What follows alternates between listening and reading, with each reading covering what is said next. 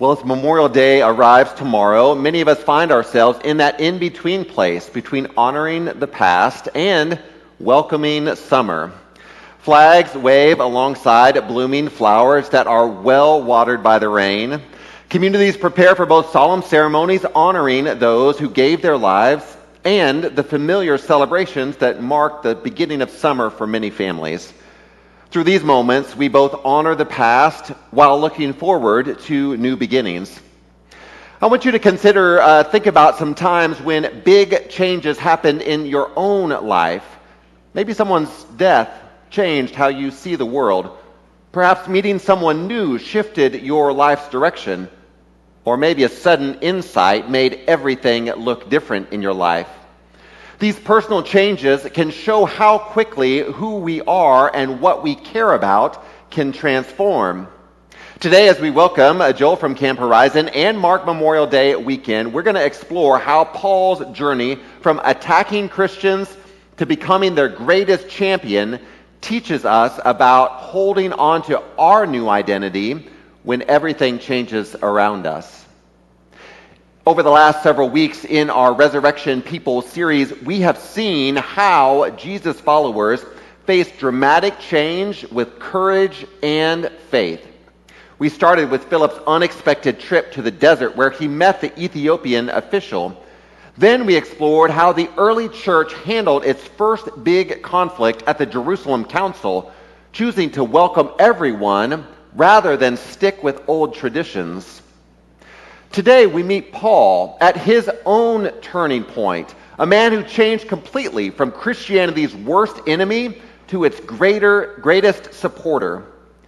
Paul's story shows how the ultimate power of resurrection turning hatred into love. Like those disciples on the Emmaus Road whose eyes suddenly opened to see Jesus, Paul experienced a moment of clarity that forever changed how he understood God. His transformation reminds us that change isn't just something that happened to people long ago. It happens to us when we meet the risen Christ. Now, while Paul's conversion happened over 2,000 years ago, the same life-changing power works in our world today. One modern story about transformation belongs to a man named Bart Millard, whose experience watching his father change would later inspire millions through his music. Now, when Bart was a child, he feared his father, Arthur Millard Jr., who was once a high school football star. He became abusive after an accident changed him. Bart often missed school because his father's beatings left him too sore to get dressed for the day. Now, when Bart was a teenager, everything changed for him. His father was diagnosed with cancer at the age of 44. And during the next 4 years, his 4-year battle with cancer, something unexpected happened. Arthur began reading the Bible and developing faith. Bart would later say, if the gospel could change that guy, the gospel could change anybody. And then Bart faced a choice. Could he forgive his father who had hurt him?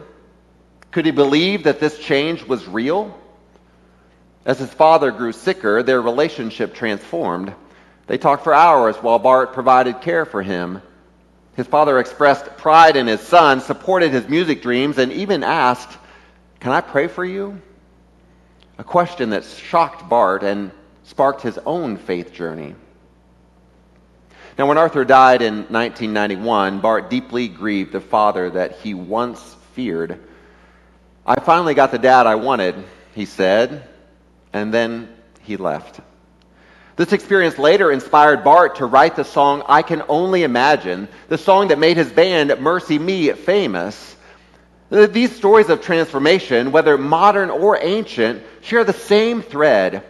Identity fundamentally changed through meeting God's grace. Now, Paul wrote to churches in Galatia, which is modern-day Turkey, around the year 49 to 55.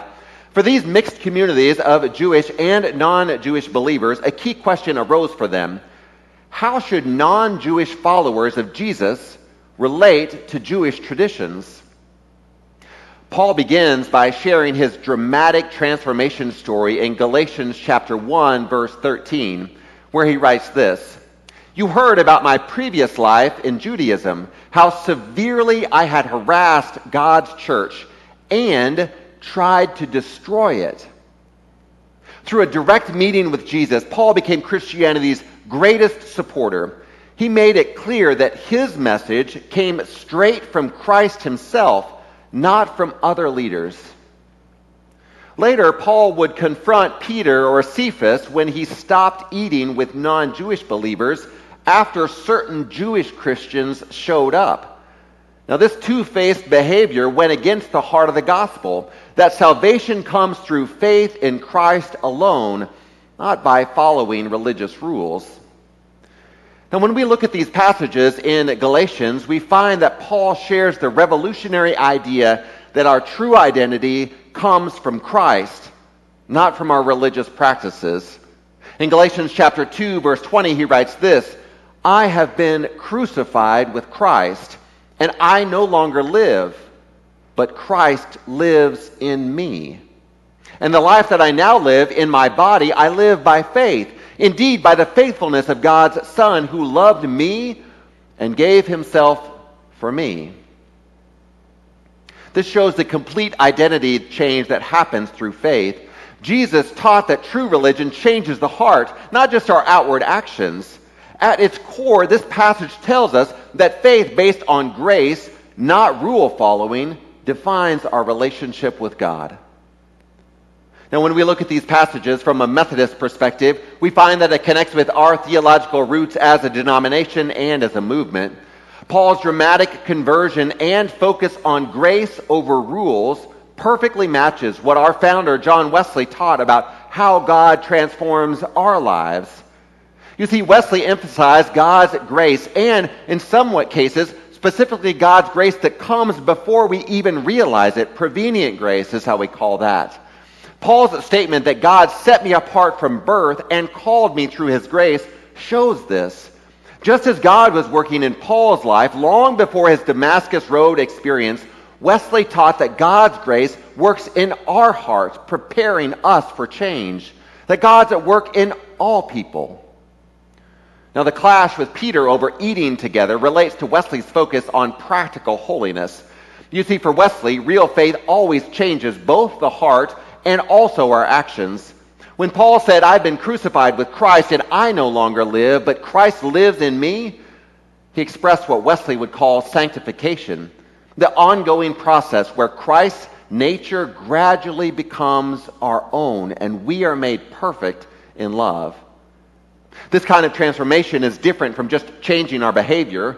Wesley taught that genuine change comes from a new identity in Jesus Christ, not only following rules. Like Paul, Wesley saw faith as a journey where we continuously grow toward perfect love, a heart fully aligned with God's heart. This understanding of transformation speaks directly to our lives today. The same grace that transformed Paul continues to work whenever we face important decisions. Our experiences might not include a blinding light from heaven, but we all face spiritual crossroads that shape who we are, decision points in our lives. And in these moments, we have the chance to choose whether to stick with familiar patterns or embrace a new identity in Jesus Christ. Many people face initial commitment decisions, those moments when they first consider following Jesus or taking significant faith steps. A student at Camp Horizon might feel God's presence during worship in a powerful way and wonder how to respond. College students might question if their childhood faith can handle new intellectual challenges that they might be encountering. Adults who might be returning to the church after a long time away could be both drawn to what's familiar, but also hesitant about deeper involvement. Now, sometimes for long-time believers, it's the chance to make a recommitment decision. There's times when established faith needs renewal. A major loss might leave someone questioning the goodness of God. Career advancement might create tension between financial success and our spiritual values. Parents watching children or grandchildren make choices against family values might need to rediscover grace instead of judgment. In each decision point, we face what Paul experienced, dying to our old identity so that Christ can live through us. These aren't just choices about religious activities, but about who we fundamentally are and how we approach the world. The good news is that God's grace makes our transformation possible. Paul didn't just decide to switch sides. God broke into his life on the Damascus Road. And Paul would write about this in Galatians chapter 1, verses 15 and 16, where he writes this: "But God has set me apart from birth and called me through his grace. He was pleased to reveal his Son to me so that I might preach about him to the Gentiles. I didn't immediately consult with any human being." Wesley called this prevenient grace, God's love that works ahead of us, drawing us toward God even before we realize it. Like Paul, who thought that he was doing right when Christ interrupted his journey, our spiritual hunger itself shows that God is already working in us. Our choices matter, but they always come in response to grace that's already been offered to us. The same grace stays with us after our commitment moments. When Paul confronted Peter about this two-faced behavior, he did so through Christ living in him, not through his own courage. In the same way, the Spirit gives us power beyond our natural abilities when we face pushback for standing firm in our faith in the face of opposition or challenges. Even when our commitment might waver, like Peter's did, God's grace continues. The story of faith isn't mainly about our perfect loyalty, but about God's perfect loyalty to us. Paul himself wrote about his struggle with doing what he didn't want to do. The path forward always remains open through turning back to God. Now, your next steps today or in the days ahead might depend on where you are spiritually. Maybe you find yourself at a place where you are exploring faith. If that's the case, try to start with relationships and understanding. Maybe you have spend some time with a Christian friend and listen to their experience. You might read one of the Gospels, Luke or Mark, to learn Jesus' stories firsthand. They're short and they move quickly. If you're ready to commit to faith or maybe recommit to faith, you might consider some concrete steps like baptism or church membership. I'd be happy to talk to you after the service about those meaningful markers on your spiritual journey if you find yourself in that place. Maybe you find yourself in a place where you've drifted away from faith and are just coming back.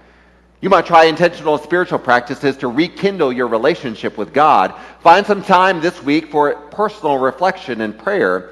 Maybe find an accountability partner who knows your journey and can provide both encouragement and honest feedback. Remember, spiritual growth happens through consistent, small steps, not only through dramatic moments.